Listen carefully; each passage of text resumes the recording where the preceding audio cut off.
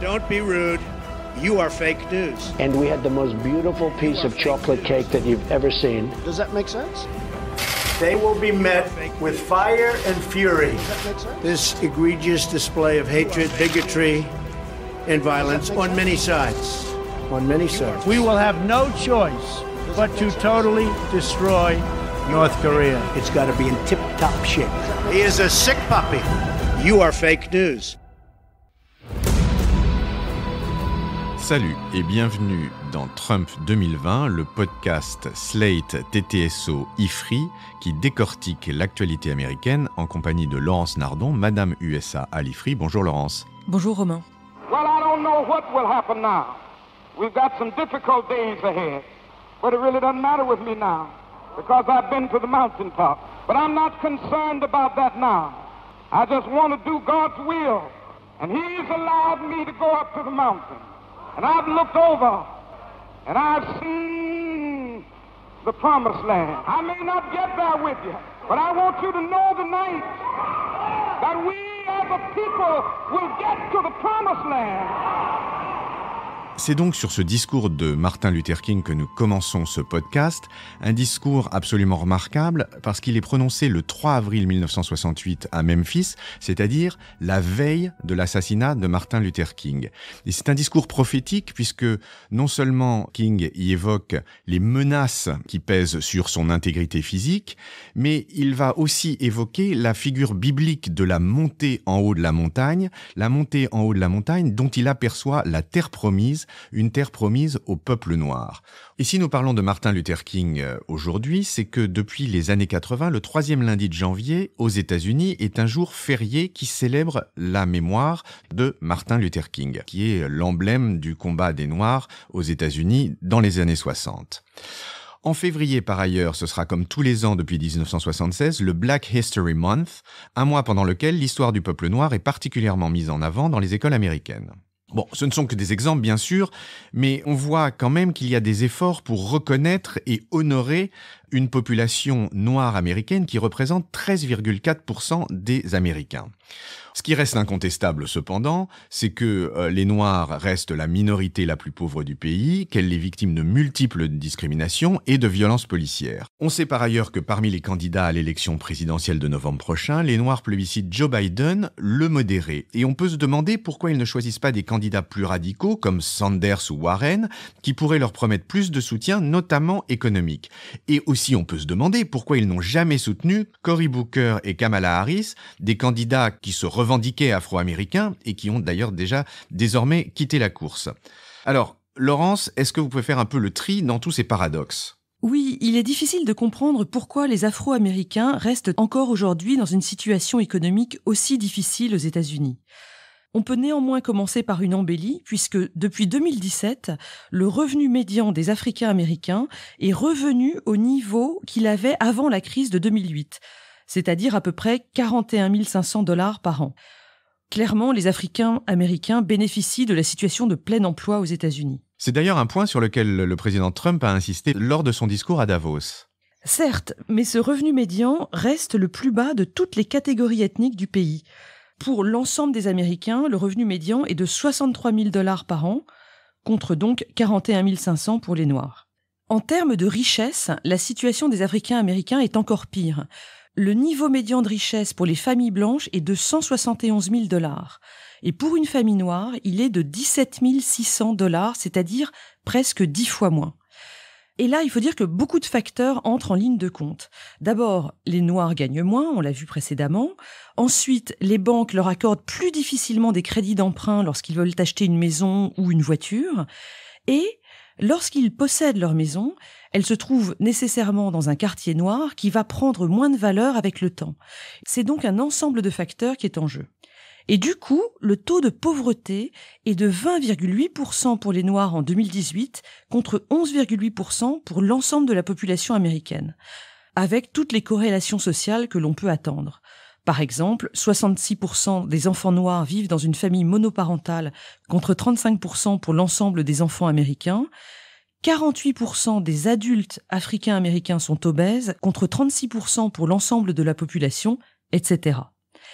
Mais, et c'est là que c'est très intéressant, Cette pauvreté attestée s'articule avec une présence culturelle très importante. Oui, à cet égard, il semble que tout ait changé dans les années 60. Jusqu'aux années 60, les productions artistiques, notamment musicales, de la population noire étaient très reconnues, mais elles restaient clairement à part. Le gospel, le blues, le jazz n'étaient pas complètement mainstream dans la société américaine. Mais avec les années 60, l'image des Noirs dans la société a complètement changé. Vous vous souvenez sans doute de Say It Loud, I'm Black and I'm Proud de James Brown. C'était en 1968, la revendication d'une fierté d'être noir, qui se double ensuite d'une affirmation de la beauté d'être noir. Je pense là par exemple au livre de Toni Morrison en 1970, The Bluest Eye. Dans les années 80, Michael Jackson, qui est un artiste très populaire et peut-être même une icône culturelle du XXe siècle, est l'un des premiers artistes noirs à avoir traversé la barrière raciale. Et aujourd'hui, les grandes pop stars du pays, Jay-Z, Beyoncé, Kanye West, sont des Africains-Américains. Alors pourquoi cette situation encore très ghettoisée? Expliquez-nous ce paradoxe. Depuis très longtemps, il y a des débats extrêmement riches entre sociologues sur les raisons de cette moindre prospérité des Noirs aux États-Unis. Je vais commencer avec le rapport Moynihan de 1965 qui pointe des facteurs avant tout socioculturels dans la pauvreté de la population noire et principalement l'instabilité familiale avec l'absence du père qui est statistiquement extrêmement fréquente. Inutile de vous dire que Moynihan a été accusé de stéréotypes et de paternalisme blanc.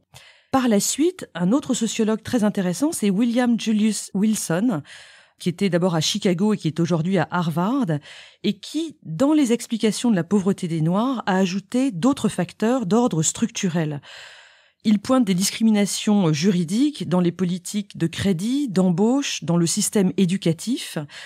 Et il pointe aussi ce qu'il appelle le spatial mismatch. Ah ça, le spatial mismatch, il va falloir que vous nous expliquiez. Wilson explique que les populations noires habitent avant tout dans les centres-villes, alors que les emplois auxquels elles peuvent prétendre, qui sont des emplois de services peu qualifiés, se trouvent surtout dans les banlieues. Or, il y a très peu de transports publics, et les Noirs n'ont pas de voiture, et donc ils ne peuvent pas trouver d'emploi. C'est ça le spatial mismatch. Et enfin, pour revenir au paradoxe entre une pauvreté économique et une grande présence culturelle, je voudrais vous citer un autre professeur à Harvard, qui est Orlando Patterson, et qui, lui, a défini le concept de piège de Dionysos. C'est-à-dire que l'image ou l'attitude cool des stars du hip-hop, du basket ou de la mode rend très compliqué pour les jeunes Africains-Américains d'endosser le rôle du bon élève à l'école.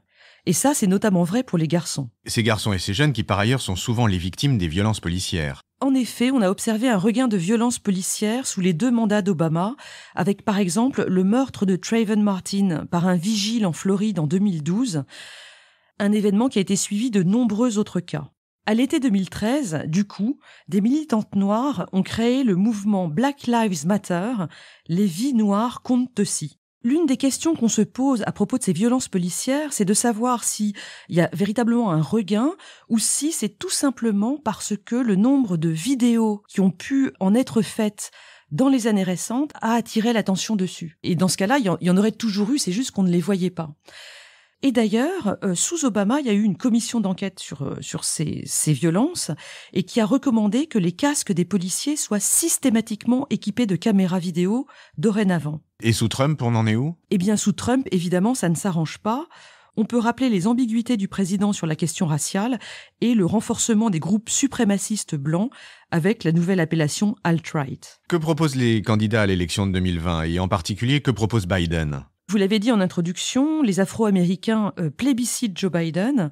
Ils sont 48% à le choisir, suivis de très loin par Bernie Sanders à 20%.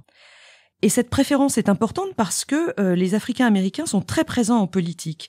Leur taux de participation n'a cessé d'augmenter dans les années 90 pour dépasser celui des Blancs lors des 2 élections d'Obama. Et effectivement, on peut se demander pourquoi ils apprécient tant Joe Biden alors qu'il a soutenu certaines positions ségrégationnistes au début de sa carrière dans les années 70.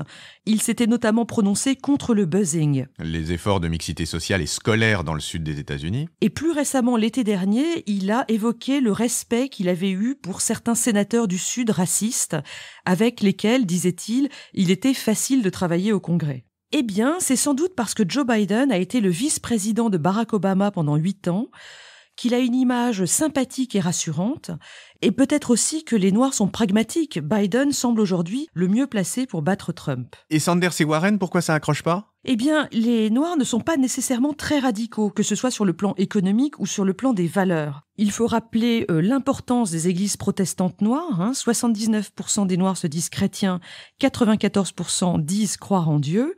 Et à titre d'exemple, on peut citer le fait que les Noirs ne se sont prononcés en majorité en faveur du mariage gay qu'en 2017. Bien plus tard que les autres communautés ethniques, donc. Et pour finir, à propos de Cory Booker et Kamala Harris, ces candidats démocrates qui se revendiquent comme noirs et qui sont sortis de la course, il faut bien voir que les Noirs ne votent pas nécessairement pour les Noirs.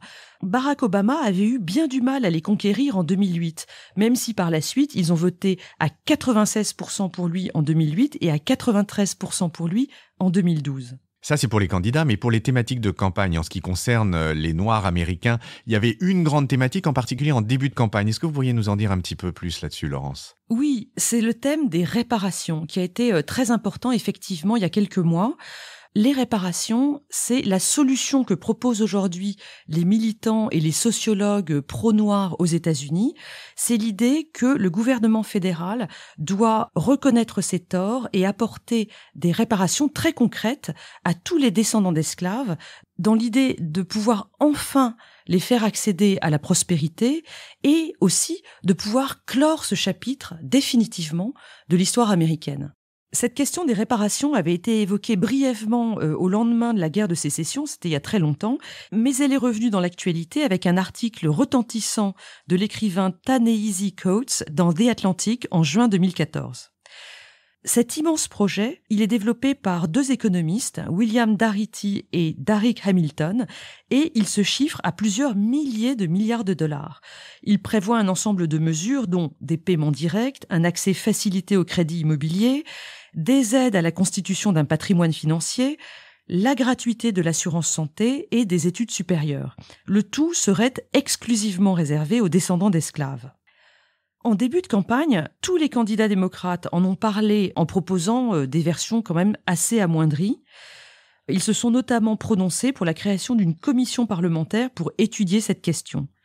Tous sauf Biden, qui, interrogé à ce propos, a éludé la question. C'était en septembre dernier. Encore un paradoxe, Romain. Bon, pour l'arrivée en terre promise dont parlait Martin Luther King, c'est pas encore tout à fait gagné. En tout cas, merci Laurence et à la semaine prochaine. Retrouvez Trump 2020 chaque semaine sur Slate, TTSO, Lifree et sur vos plateformes de podcast préférées.